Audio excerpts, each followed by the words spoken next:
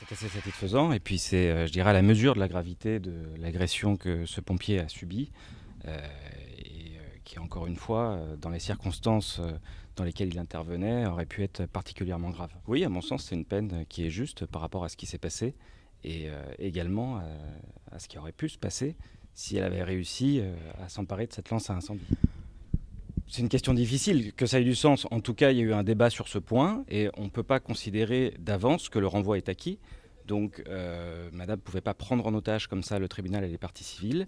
Et le tribunal a décidé de retenir cette affaire parce qu'elle ne justifiait pas d'éléments suffisants pour que l'affaire soit de nouveau renvoyée. Oui, nous sommes évidemment effarés par cette décision qui va au-delà des réquisitions du procureur. Comme vous le savez, on est très étonné par le refus du président d'avoir renvoyé cette affaire. On tient quand même à rappeler qu'il y a une jurisprudence de la Cour de cassation qui est très claire et qui dit que le renvoi doit être ordonné lorsque le prévenu n'est pas en état psychologique de comparaître, ce qui était le cas de notre cliente. Par ailleurs, les réquisitions et la peine qui sont prononcées vont évidemment au-delà de ce qui était nécessaire et justifié dans ce dossier dans lequel notre cliente, je le répète encore une fois, entend s'expliquer.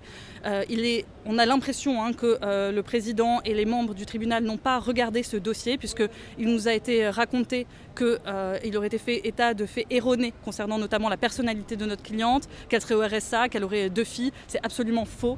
Notre cliente, elle est en CDI, elle a 2 enfants à charge, elle est mère isolée dont elle s'occupe.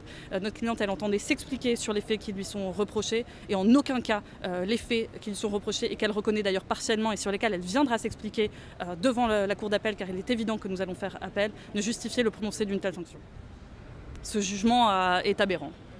Il est absolument disproportionné et on tend à croire qu'en réalité le tribunal a répondu à la pression médiatique qui existait sur ce dossier depuis le placement en garde à vue de notre client. Évidemment, nous allons faire appel de cette décision et Madame Hammer se présentera comme elle avait prévu de le faire devant la cour d'appel. Ce n'est pas une histoire de refus, nous étions mandatés exclusivement pour demander le renvoi de l'audience, nous n'avons pas de mandat pour plaider au fond sur le dossier et par ailleurs notre cliente entendait s'expliquer personnellement sur les faits qui lui étaient reprochés et donc nous avons respecté le mandat qui nous avait été donné.